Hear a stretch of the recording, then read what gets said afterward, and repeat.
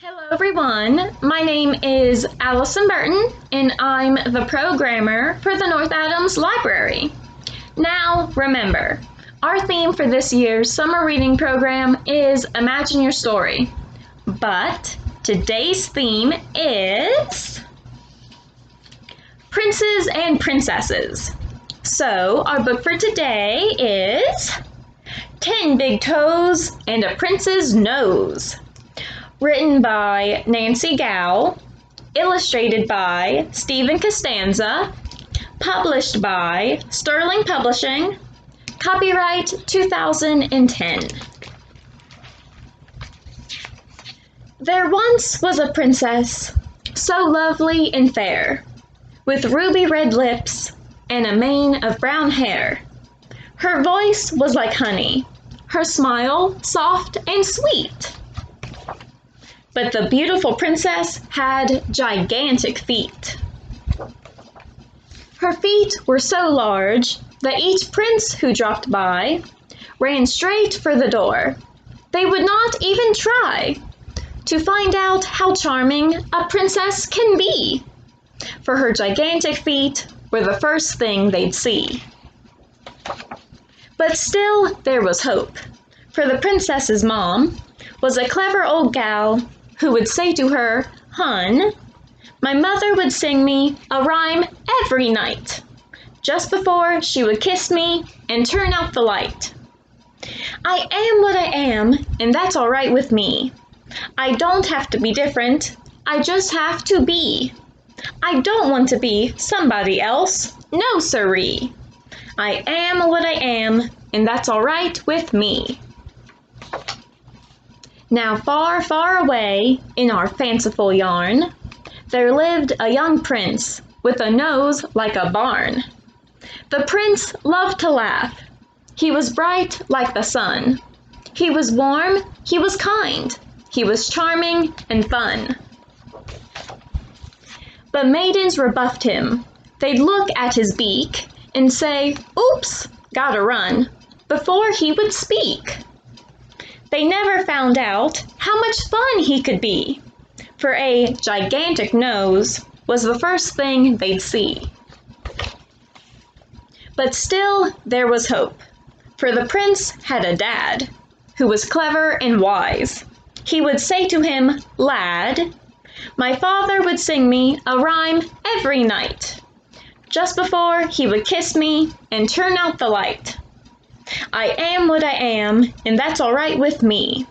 I don't have to be different, I just have to be. I don't want to be somebody else, no siree.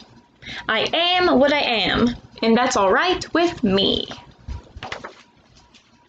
One day, while the princess was skiing in France, His Wonderful Highness just happened to glance at the beautiful girl who glided with ease down the slopes of the Alps.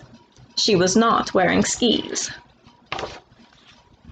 The princess, meanwhile, saw the prince all aglow. His scarf was so big that his nose didn't show. They met on a ski lift that whizzed high above, and then bells started ringing and choirs were singing. The prince and the princess fell deeply in love. The prince was enthralled by the princess's smile, her beautiful voice, and her princessy style. The princess laughed hard at His Highness's wit. She enjoyed a good joke. The young prince was a hit. But when the night deepened, the ski hill had closed. The prince knew he'd have to reveal his big nose. It was time for the princess, lovely and fair, to reveal that she didn't have skis way down there. The prince shook with fear. There was sweat on his brow. To win the fair princess, he'd have to act now.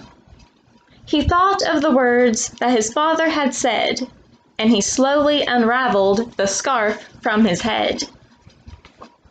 And oh, he was happy, so happy was he, when he looked at the princess and all he could see were two shining eyes and a smile that was sweet, and a pair of humongous, unprincess-like feet.